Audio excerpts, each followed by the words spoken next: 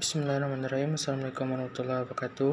Perkenalkan, nama saya Fikri Al-Hadi dari lokal di 2019 jurusan Hukum Keluarga.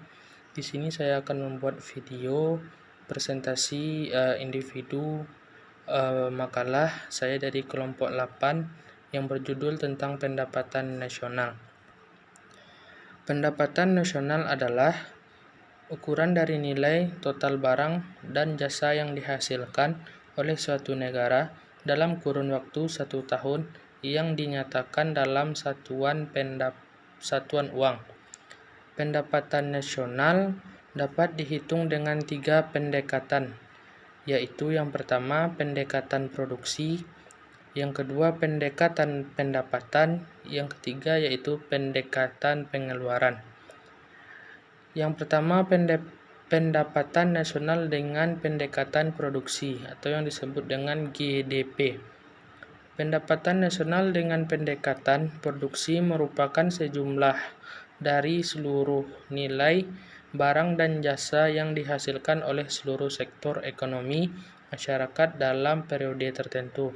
Yang kedua yaitu pendapatan nasional dengan pendekatan pengeluaran atau yang disebut dengan GNP. Perhitungan pendapatan nasional dengan pendekatan pengeluaran dilakukan dengan menjumlahkan nilai pengeluaran yang dilakukan oleh 4 pengguna barang dan jasa atau sering disebut dengan komponen pengeluaran agregat. Yang ketiga yaitu pendapatan nasional dengan pendekatan pendapatan atau yang disebut dengan NNP. Pendapatan nasional dengan pendapatan merupakan hasil sejumlahan dari seluruh penerimaan yang diterima oleh pemilik faktor produksi dalam suatu negara selama satu periode. Yang kedua selanjutnya paradigma pertumbuhan. Paradigma pertumbuhan baru pertumbuhan ekonomi diperlukan agar ekonomi Indonesia tumbuh lebih cepat dan bermanfaat supaya bisa memanfaatkan kekayaan potensi yang dimiliki dengan menggunakan model pertumbuhan endogen. Rumusan baru paradigma baru pertumbuhan ekonomi Indonesia perlu difokuskan pada ada beberapa poin. Yang pertama yaitu penciptaan sumber baru pertumbuhan ekonomi. Penjelasannya ialah pemerintah juga perlu memfokuskan pada penciptaan sumber baru pertumbuhan. Sektor pariwisata dan ekonomi syariah merupakan sektor potensial yang perkembangannya masih terbatas. Keindahan alam dan atraksi masih banyak yang belum tergali secara optimal. Kondisi tersebut memberikan harapan yang besar bagi optimalisasi sektor pariwisata sebagai sumber baru pertumbuhan ekonomi. Yang kedua yaitu penguatan human capital. Terkait dengan hal penciptaan sumber baru pertumbuhan, penguatan kualitas human capital menjadi penting untuk mendukung penguatan sektor potensial yang ada dan pengembangan sumber baru pertumbuhan ekonomi di Indonesia tersebut di samping penguasaan teknologi yang merupakan keniscayaan di era digital. Apa yang kita rasakan pada saat ini. Pengelolaan human capital menjadi sangat penting mengingat sumber daya manusia yang mumpuni akan menentukan kelancaran dan kehandalan dan akselerasi roda perekonomian ke depannya. Yang ketiga yaitu pengembangan teknologi dan frugal innovation. Peningkatan teknologi menjadi suatu kebutuhan agar perekonomian di Indonesia menjadi lebih sehat dan nilai tambah yang dihasilkan dapat dinikmati di dalam negeri ini. Peningkatan ini tidak dapat dilakukan kecuali dengan menyediakan lingkungan sadar teknologi. Model pertumbuhan endogen mengutamakan sumber daya yang manusia dengan kekuatan ilmu pengetahuannya, sumber daya alam, aset teknologi, dan kelembagaan.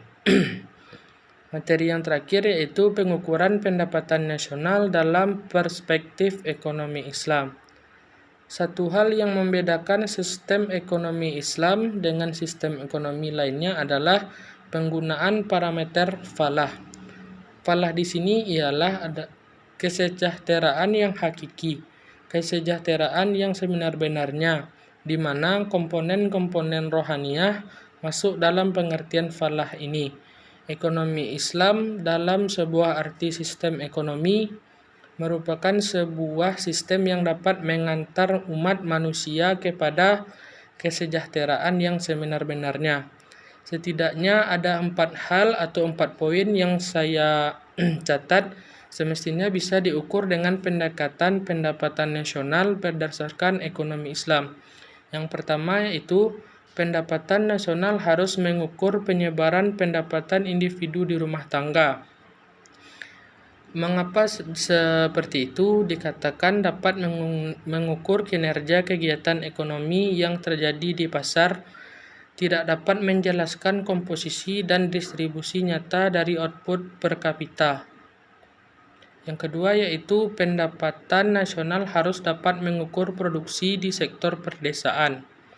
Sangatlah disadari bahwa tidaklah mudah mengukur secara akurat produksi komoditas yang dikelola secara subsistem.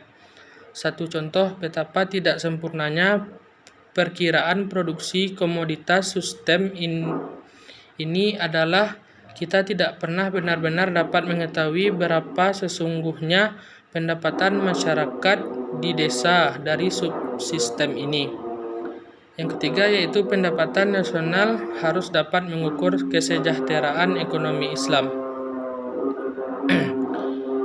Yang keempat, yang terakhir, perhitungan pendapatan nasional sebagai ukuran dari kesejahteraan sosial Islam melalui pendugaan nilai santunan antar saudara ataupun kita memberi sedekah. Mungkin hanya sekian video saya. Mohon maaf apabila ada kesalahan. Assalamualaikum warahmatullahi wabarakatuh.